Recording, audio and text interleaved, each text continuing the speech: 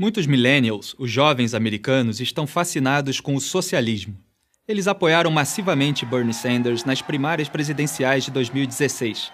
Eles vociferam contra o capitalismo em seus campi universitários. Eles usam camisetas do Che Guevara para sinalizar sua virtude socialista. Eu sei muito sobre o socialismo. Eu moro no Rio de Janeiro e eu trabalho em todo o Brasil como jornalista para uma revista popular. No começo dos anos 2000, o Brasil estava crescendo rapidamente. O governo havia realizado reformas econômicas e monetárias, concessões de serviços públicos e privatizações de algumas empresas estatais, dando ao setor privado mais espaço para respirar. A inflação, um problema crônico no Brasil, foi drasticamente reduzida. Investidores estrangeiros entraram no país, ansiosos para pegar uma parte da nossa economia em expansão. O futuro econômico parecia promissor. Mas hoje nossa economia está em ruínas, o desemprego e a dívida são enormes e políticos poderosos estão sendo investigados e presos por envolvimento nos maiores escândalos de fraude e corrupção da história do país. O que aconteceu? Em 2002, um político socialista chamado Lula da Silva concorreu à presidência. Ele era um socialista, mas posou como um tipo moderno e legal de socialista. Ele seria o político que acabaria com as divisões nacionais e uniria a todos. Ele até tinha um apelido, Lulinha, Paz e Amor. Mas a velha mensagem sobre a necessidade de redistribuição de renda para diminuir a desigualdade social ainda estava lá. A mídia, a elite acadêmica e celebridades garantiram aos brasileiros que, distribuindo o dinheiro dos ricos aos pobres, os pobres poderiam finalmente ficar mais ricos. Mas os únicos que realmente ficaram ricos foram Lula e seus amigos empresários e políticos. Isto só piorou com a sua sucessora Dilma Rousseff. Os socialistas aumentaram os gastos do governo, o déficit e a dívida. Eles chamaram isso de estímulo. Eles aumentaram o salário mínimo e os benefícios de programas sociais. Eles chamaram isso de justiça social. Eles aumentaram os salários e os benefícios de aposentadoria do funcionalismo público. Eles chamaram isso de investir no futuro. Eles criaram e distribuíram milhares de cargos no governo e nas estatais como favores a seus aliados políticos. E eles chamaram isso de governabilidade. Isto funcionou por algum tempo.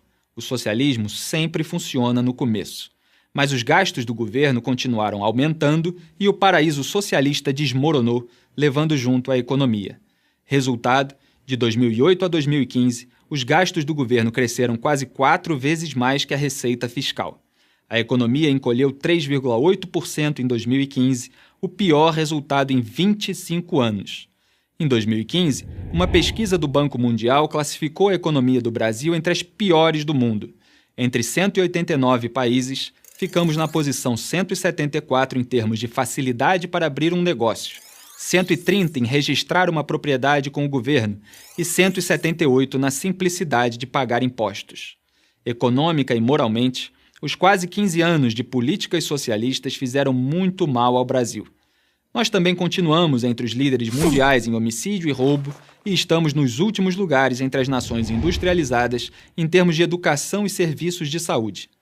Americanos tomam como certo que eles podem nascer na classe mais baixa e chegar à classe média ou mesmo alta. Muitos brasileiros tomam como certo que não podem. Mas finalmente algumas coisas estão começando a mudar. Talvez haja motivo para ter esperança. Hoje, mais e mais brasileiros veem que o capitalismo e o governo limitado são o único caminho a seguir. Felizmente para o Brasil, tribunais federais tornaram Lula réu em vários processos por corrupção, participação em organização criminosa, tráfico de influência, lavagem de dinheiro e obstrução da justiça. Os procuradores disseram que Lula montou e comandou uma propinocracia.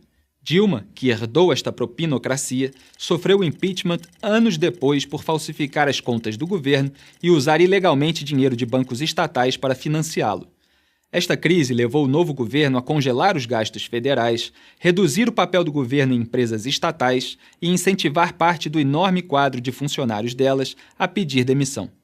Ninguém sabe se essas medidas básicas serão suficientes para resgatar o Brasil economicamente.